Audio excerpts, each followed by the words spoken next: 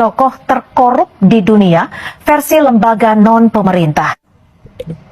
Presiden ke-7 Republik Indonesia Joko Widodo masuk dalam daftar finalis pemimpin paling korup di dunia dari Organized Crime and Corruption Reporting Project atau OCCRP. Finalis dinominasikan oleh pembaca OCCRP beserta jaringannya, jurnalis termasuk para juri. Nama Jokowi masuk bersama Presiden Kenya William Ruto, Presiden Nigeria Bola Ahmed Tinubu, dan Presiden Kenya menjadi tokoh paling korup yang dipilih responden.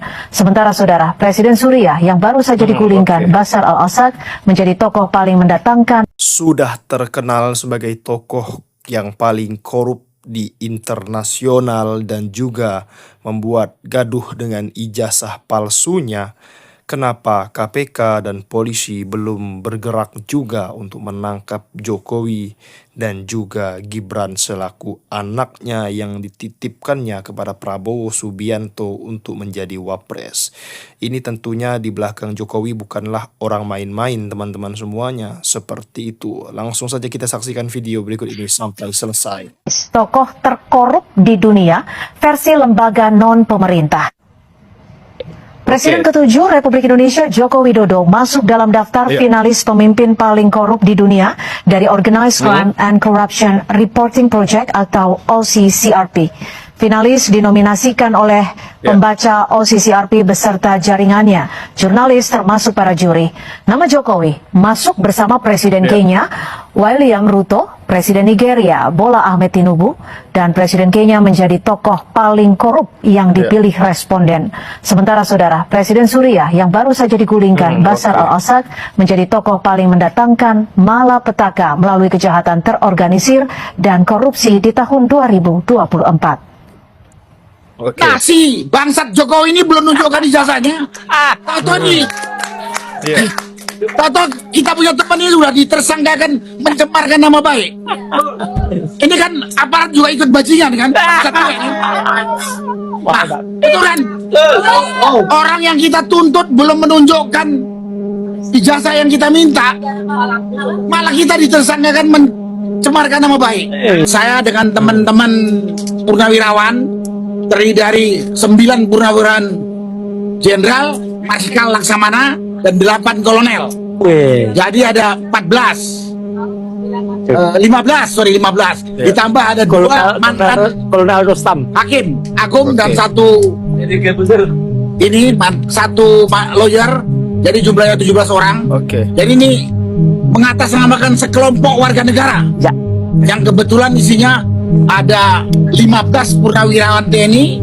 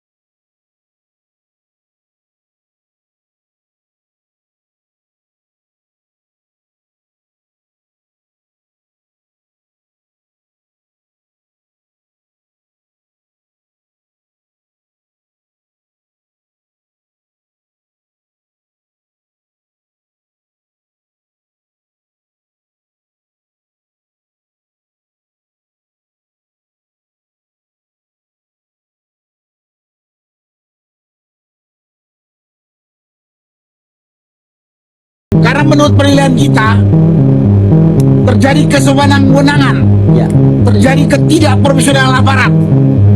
Kalau mau dikatakan terjadi penjoliman terhadap 8 orang tadi itu, Roy CS. Ini kan asal mulanya kan Roy CS ini kan menuntut Jokowi untuk menunjukkan ijazah aslinya yang kita duga 99,99% palsu. Si bangsat Jokowi ini belum menunjukkan ijazahnya. Tahu kita punya teman ini sudah ditersangkakan mencemarkan nama baik. Ini kan aparat juga ikut bajingan kan? Itu kan orang yang kita tuntut belum menunjukkan akan mencemarkan nama baik. Jadi bangsat semua antara Jokowi dan aparatnya. Nah, intinya itu saja. Ya. Kalau secara hukum lebih rinci, yang tahu lawyer kita ada namanya penyelundupan hukum. Ya. Yang kalau saya katakan istilahnya ada penjoliman, nah, penyalahgunaan kekuasaan, abuse of power. Nah ini kalau dibiarkan, lama-lama aparatnya jadi binatang buas kepada rakyat. Ya, betul. Kita dianggap apa nih? Nah, karena itu kita majukan itu. Kita akan melawan. Enggak sindir aja. Kita akan melawan. Mudah-mudahan pemerintah yang dipimpin oleh Presiden Takut Jokowi sama. nggak budek dengar ini. Egi sama Anu kan. Ada aparatnya yang sewenang-wenang, ada aparatnya yang tidak profesional, ada aparat yang menyalahgunakan kekuasaan. Katanya kita negara hukum, tapi jadinya jadi hukum rimba. Ya. Kita nggak mau itu. Kita bukan penghuni rimba ini, manusia beradab, manusia yang berilmu. Jangan diperlakukan seperti itu. Penghuni rimba tuh Itulah lulusan dasarnya kenapa Oke. kami 17 orang mengajukan citizen lawsuit orang hutan. berkaitan dengan Rimbawan. teman kita Roy CS. Ya. Itulah yang bisa saya sampaikan pada kesempatan ini. Siap. Terima kasih. Wassalamualaikum warahmatullahi wabarakatuh. Luar biasa. Hidup anarko.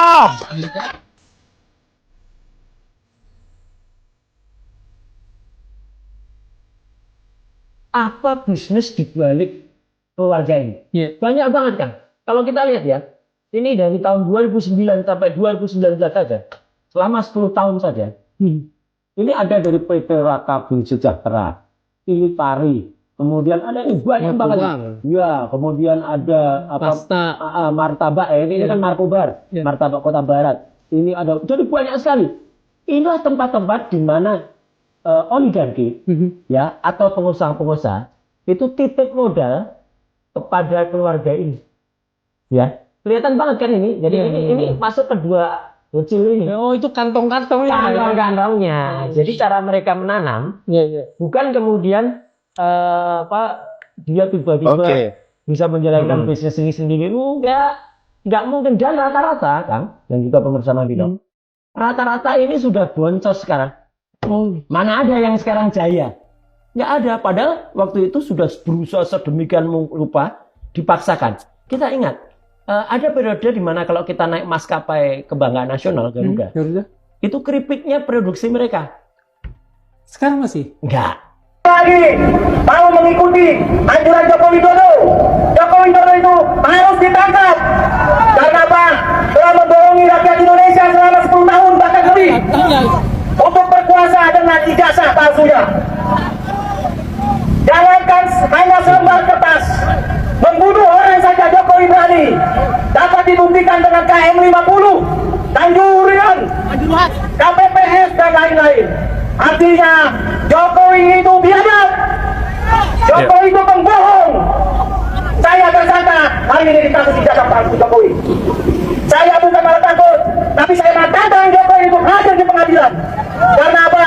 Saya meyakini Jokowi tidak akan berani hadir di pengadilan. Karena apa? Telah dibuktikan kesekian banyak sidang-sidang di pengadilan. Jokowi tidak pernah hadir, tidak pernah berani menunjukkan ijazahnya.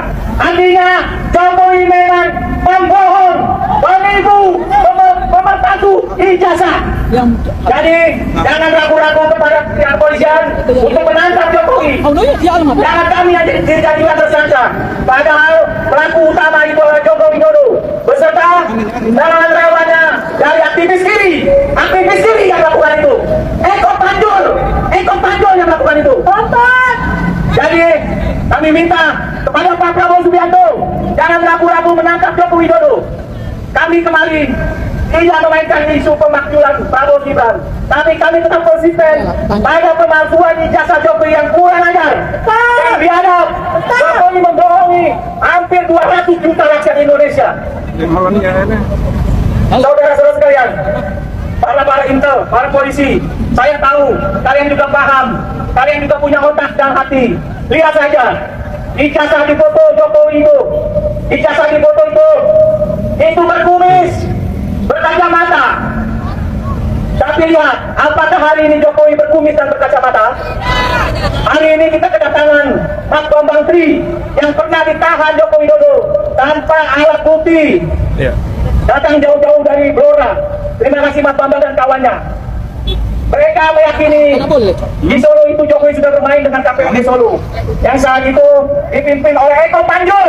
Semua aktivis tahu Eko Panjul, aktivis kiri yang membawa Jokowi ke Jakarta.